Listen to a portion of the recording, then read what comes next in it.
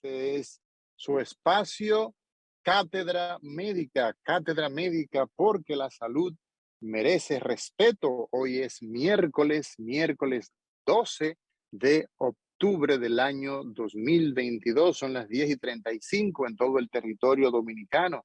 Asimismo, la costa este de los Estados Unidos, donde tenemos tantas personas que nos sintoniza, que nos sigue. Así que este programa del día de hoy dedicado a todos ustedes, como cada día de 10:30 a 12 del mediodía, Cátedra Médica, la salud merece respeto, y los miércoles hablamos del corazón y con el corazón con el doctor Ángel González Medina, dándole los buenos días y saludando a nuestros amigos y nuestros compañeros de trabajo, al doctor Roberto Lafontaine, la licenciada Lisania Salcedo, el doctor Nelson Rodríguez Monegro. Buenos días a todos. El día de hoy vamos a hablar de el corazón y con el corazón. Y el tema es el síndrome de Takotsubo, un síndrome que el doctor Ángel González Medina tendrá la oportunidad de disecar, de ampliar. Takotsubo, síndrome de Takotsubo, ¿qué es eso? Un nombre raro, pero veremos los detalles en breve. Buenos días, Lisania Salcedo. Muy buenos días, doctora Mauri García. Estamos muy contentos aquí en cabina. Saludar a los chicos que nos asisten. Gracias a ellos, pues, tenemos la posibilidad de llegar hasta la gente linda que nos conecta cada día. Isidro Labura, Ismael García, muchísimas gracias por la asistencia que nos brindan aquí en cabina. Doctor Roberto Lafontaine, buenos días también. Y al doctor Nelson Rodríguez Monegro, quien hoy no nos acompaña desde Moca, sino que está con nosotros aquí en cabina, y eso pone al equipo, pues, muy contento. Buenos días. Buenos días Nelson, en primer lugar, a Mauri, Ángel González Medina, Liz, los chicos de cabina y ese amable público a los cuales nos debemos nosotros. Tenemos un programa muy interesante, porque tú pusiste una noticia ahí, mira, muy florida sobre la situación de salud del país. Así es, mucho de qué comentar hoy. Buenos días, Hay, doctor mucha, Nelson. hay Buenos muchas días. noticias, Bueno, y qué mejor día que llega Nelson de cuerpo presente, porque todas estas noticias, Nelson, hay que disecarlas lo más que se pueda. Así que bienvenido a tu casa. gracias. Buenos días a todos y todas. Nada, aquí Bueno, estábamos dando una vuelta por la capital y decidimos venir en persona a hacer esta sección de manera presencial. Así es que, nada, vamos a así es. darle. Mira, sin más preámbulo, Nelson, el dengue, datos realmente alarmantes, cifras de 250 y tantos por ciento más que el año pasado. Caramba, ¿qué te parece esto? Bueno, es que eso lo hemos discutido ya en programas anteriores. Hemos hablado de que el dengue es una enfermedad cíclica y que teníamos 2 o 3 años donde la incidencia era muy baja, digamos dentro de lo que es la endemicidad, es decir, dentro del número de casos que frecuentemente se presentan en la República Dominicana. Como consecuencia de que teníamos 2 o 3 años con una baja incidencia, pues se acumulan los susceptibles. Y entonces eso hace que mayor cantidad de personas sean vulnerables. Como consecuencia, pues tenemos un incremento importante en este año. Pudiera definirse sin lugar a duda de que estamos en un año epidémico. Y pues también las condiciones climáticas que son propias para la proliferación del mosquito, el clima, el tema de saneamiento básico precario, la acumulación de agua, la falta de agua potable, y como consecuencia la gente tiene que almacenar agua y eso se convierte en criaderos de mosquitos. Hay una proliferación de mosquitos incluso ya en esta época post ciclón, que tuvo bastante lluvia, desbordamiento de río, acumulación de agua.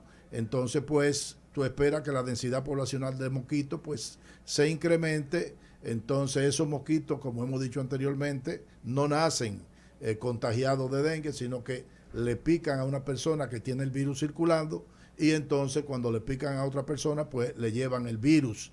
Esta es una enfermedad muy característica en el sentido de que no se pega de persona a persona y que las actividades contra la enfermedad tienen que estar centradas en contra del dengue, y eso implica que no solamente son acciones desde el punto de vista sanitario propiamente del Ministerio de Salud Pública y sus, y el Servicio Nacional de Salud, sino que tiene que haber un trabajo interinstitucional, incrementando la labor de saneamiento básico. El tema de educación es fundamental para que la gente, por más que se le repita a la gente, como vive en una situación de precariedad, de búsqueda del sustento de su familia, pues la más de las veces no están atentos a todas las cosas que se dicen. Por eso la importancia de que tiene que ser una campaña permanente, habitual, sistemática, respecto de el control del dengue. Dame un momentito para saludar a una persona aquí, muy querida por mí. Bien, continuando con los comentarios sobre el escritorio de Cátedra Médica, y bueno, ya comentaba el doctor Nelson Rodríguez Monegro sobre el dengue, hablaba sobre el incremento y detallaba las razones por las cuales ese incremento se está dando en nuestro país. Exactamente. Algo adicional con respecto al tema es que una de las cosas que tiene que hacer, y ya sí es una competencia del Ministerio de Salud Pública, es identificar cuál de los virus del dengue, que sabemos son 4 tipos diferentes, es el que está circulando. Porque cuando un tipo del virus tarda muchos años en circular, evidentemente que se van acumulando gente susceptible para ese específico virus. Porque es importante que la gente conozca que cuando se contagia de un tipo de virus, uno de los se llama el 1, el 2, el 3 y el 4. Cuando una persona se contagia con un virus de eso, se vuelve inmune de por vida hacia ese virus. Entonces, cuando hay un virus que tiene mucho tiempo de eso, que no está circulando en la población, 5, 6, 7 años, la cantidad de personas susceptibles pues es mayor. Y fíjense que también la mayor incidencia de enfermos de dengue son las poblaciones infantiles, precisamente por esa circunstancia, porque lo más probable es que a nosotros nos ha dado dengue por los 4 tipos de virus, ya por la edad que tenemos. También hay que recordar que el 95% de las personas que se contagian con virus, pues tienen lo que llama un virus clásico, y es una virosis cualquiera manifestada por fiebre, dolor de cabeza, dolor retroocular, dolor muscular, náusea, en fin, y en sentido general, pues pasa desapercibido, incluso hasta como que era dengue, sino que le dio un virus. Tenemos también época de influenza y se puede confundir con eso. Sí. Por eso es importante, y también los hemos dicho, que una de las labores que tiene el Servicio Nacional de Salud en este caso es que la capacitación para poder identificar los casos de dengue y no confundirlo con otras patologías que se parecen mucho al dengue. Por ejemplo, la leptospirosis, que es una enfermedad producida por bacterias y que la sintomatología es muy parecida. Ahora se está vacunando contra la influenza, pues la influenza también se parece mucho al dengue. Entonces, ¿qué ocurre? Que si un médico hace un diagnóstico errado, por ejemplo, de dengue a una persona que tiene leptospirosis, no le pone el tratamiento adecuado y lo más probable es que esa persona va a fallecer. Y viceversa, si lo diagnostica de leptospira y se descuida con los efectos secundarios y dinámicos que tiene la enfermedad de dengue, entonces puede ser que ese paciente muera por shock hipovolémico. O sea que aún pareciéndose tanto desde el punto de vista de la manifestación de los síntomas, el error en el diagnóstico y evidentemente en el tratamiento puede hacer que un paciente entonces fallezca. Desde luego, porque no le va a poner el tratamiento adecuado. Incluso algo sumamente importante es el seguimiento longitudinal de los pacientes enfermos. Una persona que tiene, por ejemplo, dengue, comienza manifestaciones de fiebre, dolor de cabeza, dolor muscular, va al médico y el médico posiblemente le diagnostique una virosis y le indica medicamentos, digamos, un tratamiento sintomático, algo para la fiebre, algo para el dolor muscular. Y se queda ahí, normalmente. Y ese paciente se va a su casa, pero que resulta que una de las características que tiene el dengue, la más de las veces, es que las complicaciones aparecen luego de las primeras 24 horas de haber desaparecido la fiebre. Por eso es importante alertar de que desapareció la fiebre, no le está mejor. Porque ahí baja entonces, ahí baja la guardia y vienen los baja problemas. la guardia, se queda en la casa, el paciente entra y aparecen lo que son los llamados signos de alarma del dengue, como el dolor abdominal, que es característico. ¿Qué significa, Nelson, el dolor abdominal en el paciente con dengue? Significa que está dándose un proceso de extravasación de líquido hacia los intersticios en el abdomen. Dicho de una manera simple. Oye, ¿qué es lo que ocurre? Es que esta es una enfermedad dinámica y realmente los efectos son, digamos, vasomotores por interacción de antígeno-anticuerpos que aumentan la permeabilidad de los vasos sanguíneos y como consecuencia el componente líquido de la sangre, que es el plasma, se extravasa. Se sale de las venas el líquido de la vena y entonces la gente se choca, cae en un choque hipovolémico. Sin sangrar. Sin sangrar. Porque eso es importante. Se hincha. Fíjate que hubo de cambiársele el nombre al dengue grave, que antes se le decía dengue hemorrágico, porque lo que menos usted ve en un dengue es hemorragia, aunque tiene una característica, es la disminución de las plaquetas, que es un elemento forma de la sangre que tiene que ver con la coagulación de la sangre. Sin embargo, cuando uno examina estadística amplia, va a encontrar que son muy pocos los casos que mueren de hemorragia, sino que lo que pasa y lo que mata al paciente es la extravasación de líquido. Como consecuencia, lo prioritario en esos pacientes, primero, es alertar sobre cuáles son los signos de alarma de un paciente y sobre todo pediátrico. El tema de la somnolencia, el dolor abdominal, el vómito continuo. Si una persona está vomitando continuamente, pues esa persona no se puede hidratar. Se está deshidratando. Por vía oral, y se está deshidratando además de la deshidratación de la que no se ve. Exactamente. Entonces, ese paciente pues debe estar ingresado y debe pues suministrársele de modo parenteral por suero, como dice la gente, en la vena, pues el líquido, sustituir el líquido que se ha perdido intravascularmente. Nelson, una pregunta. En el intersticio. Una pregunta ya finalmente con el dengue, porque el dengue se puede hacer varios espérate, finalmente, espérate. No, del dengue, yo digo. Sí, con adelante, el dengue. adelante, Sí. adelante, Roberto. Pero, Nelson, ok, tú pusiste algunas puntualizaciones, pero nosotros tenemos desde enero. Yo creo que en este espacio hemos tratado el tema del dengue. Si no en 10 ocasiones, mira, es poco. Y cada vez que lo tratamos es porque sale un boletín epidemiológico que dice que es de manera reactiva, ¿verdad? Pero junto con el dengue está la malaria igualita y está la leptospirosis.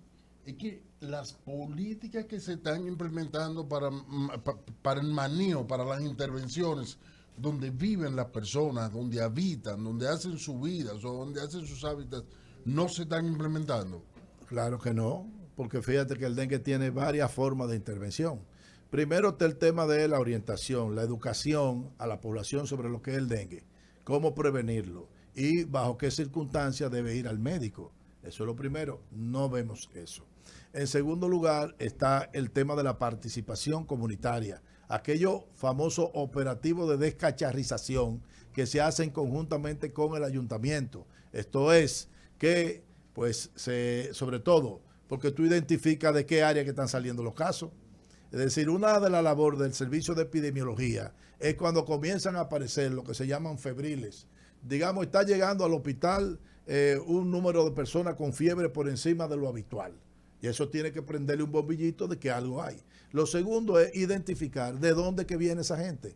Resulta que en el barrio Salsipuede, que en el barrio el Hoyo de Chulín, óyeme, de 100 hay 70 que son de ahí. Pues tú tienes que intervenir ese barrio. Claro. Y eso implica, pues entonces, moverse, hacer una encuesta de febriles, porque no todo el que tiene fiebre va a un médico. Muchas veces se automedican y se quedan en la casa. De modo que el problema es más grande de lo que está llegando al hospital. Sin embargo, el primer sensor es el hospital o la unidad de atención primaria. Entonces tú identificas eso. No son casos de dengue, tienes que hacerle prueba. Y eso, ahí actuamos, Nelson, evidentemente de manera reactiva. Reaccionamos a lo que está sucediendo, pero no tenemos eso que tanto insiste Roberto, no tenemos unas políticas públicas de evitar que se produzca el mal o de mitigarlo, llevarlo a la mínima expresión, porque Cuba comparte con nosotros el mismo clima, Puerto Rico Claro. comparte con nosotros el mismo clima y no tienen esta realidad. Entonces,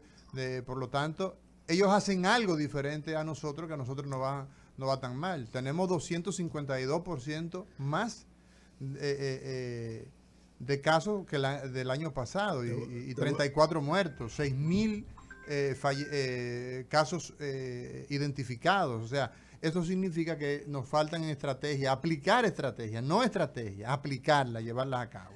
Y como tú decías, Te voy a Roberto, decir leptospirosis, malaria, también son casos que están ahí pendientes. El cólera, no tenemos nuevos casos, pero hay una alerta epidemiológica definida por el Ministerio de Salud Pública. Por lo tanto, estas son enfermedades que se notifican obligatoriamente, pero y no es obligatorio también caerle atrás antes de que ellas se expresen al agente causal, en este caso al vector. Por ejemplo, yo te voy a decir, y esa es la diferencia de tener un sistema, digamos, basado en la estrategia de atención primaria, con un primer nivel de atención fuerte. Por ejemplo, Cuba, Costa Rica, El Salvador ha avanzado muchísimo en eso. Pues en el caso del dengue, por ejemplo, ellos hacen conjuntamente con los ayuntamientos inspección del hogar. Le enseñan en la escuela a los niños cómo identificar los criaderos de mosquitos y segundo, cómo eliminarlos. Entonces, ellos visitan conjuntamente con la Unión de Junta de Vecinos o la Junta de Vecinos del sector, hacen una visita casa por casa e inspeccionan y le ponen detrás de la puerta un letrerito en la fecha que se inspeccionó y que estaba libre de criadero de mosquitos. Y eso lo aprende culturalmente la gente. ¿Dónde, Nelson? Claro. En Cuba. En Cuba. Lo hace Costa Rica, lo hace El Salvador, está trabajando mucho en eso. Pero yo recuerdo una vez con el compañero Suazo, que dirigía atención primaria aquí, que nosotros fuimos a un evento en Panamá y ellos copiaron todo lo que nosotros teníamos escrito. Los salvadoreños cogieron todos los manuales que tenemos. Y lo están aplicando. Ellos lo están Y le aplicando están dando resultados. y nosotros no lo aplicamos. Lo tenemos escribido. Claro, lo tenemos en la estantería. Como dice un niño. Esa es la situación. Lo tenemos escribido. Por ahí. ¿Verdad? Esa es la situación, porque la lucha contra el mosquito es permanente. Mientras no haya saneamiento básico, educación de la gente, que haya una mejor calidad de vida de la gente, en fin, va a haber problemas.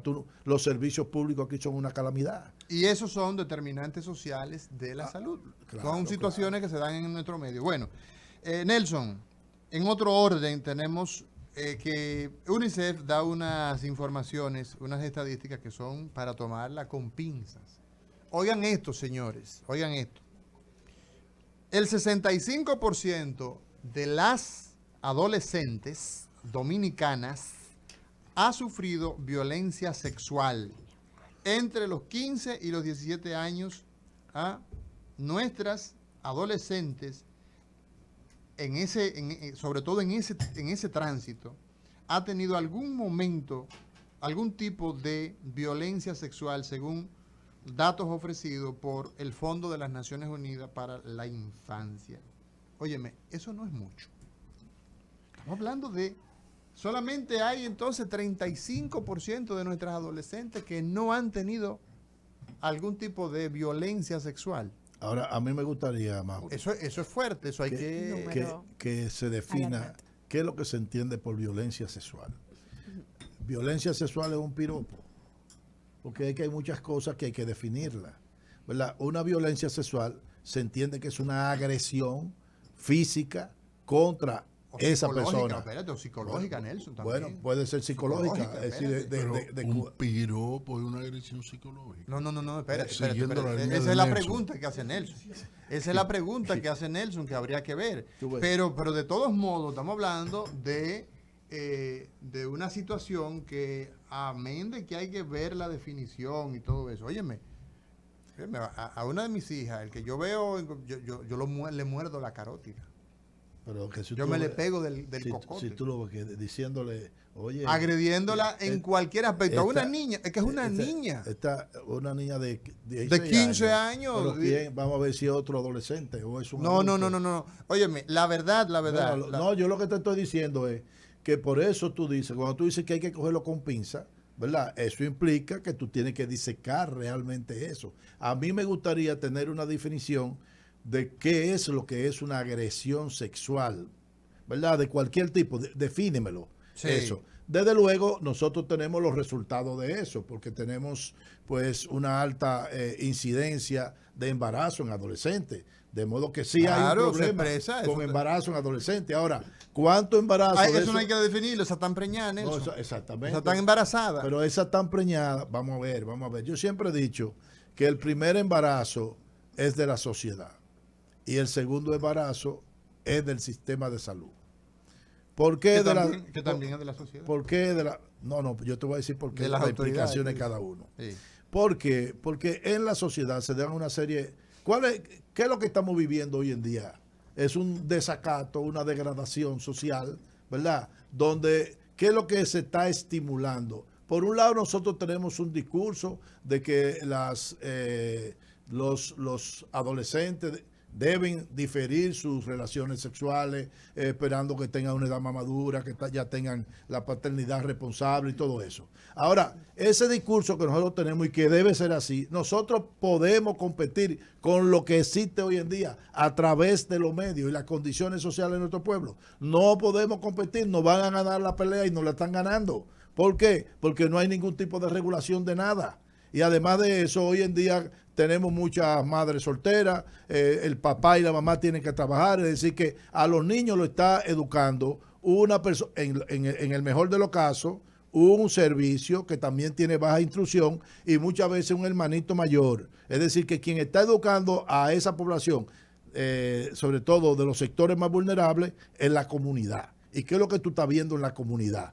La droga. Tú oyes canciones y el incentivo al sexo temprano. Tú ves que no hay ningún tipo de regulación. Tú pasas por cualquier barrio y tú ves a la muchachita de 14, 15 años recostada de un carro con una botella de cerveza y la música y el tipo provocativo y erótico que tiene el baile, que tiene. En fin, es decir, nosotros estamos impulsando a nuestros adolescentes, porque no se trata, la mujer paga la consecuencia porque es la que sale embarazada, pero está involucrado ahí el varón, ¿verdad? Entonces, es una situación dramática que tiene. Entonces, el primer embarazo es de la sociedad por no tener controles. Ahora bien, una vez llega al sistema de salud una adolescente embarazada, ¿qué es lo que tiene que pasar con ella cuando salga ese embarazo? Que tiene que salir de ahí planificada, tiene que tener acceso expedito a métodos anticonceptivos.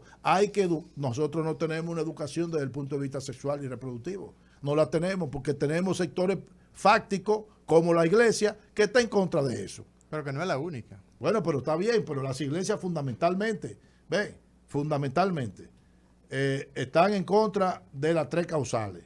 Están en contra de los métodos anticonceptivos, porque el método anticonceptivo que ellos entienden es el famoso método del ritmo, pero no pierden de vista que el sexo es instintivo, no es... Y que a veces se pierde el ritmo. Que es, oye bien, a veces se pierde desde luego, es decir, si hay algo en lo que el ser humano se parece al animal, donde priman instintos primitivos, se llama el sexo. Entonces, ¿cómo usted a una persona dice que el método de ritmo? La mayoría de la gente salen embarazados con eso, porque un día tienen el deseo y no lo reprimen. En fin, después una cosa que se inventaron de que el coitus interruptum. Que es cuando ya el hombre está a punto de eyacular, entonces se retira. Él se retira. Y hace como Onan. Eso es lo que y vierte en la tierra. Es una, eso es una... Y a veces entonces en el camino. Una causa de Parkinson. Entonces...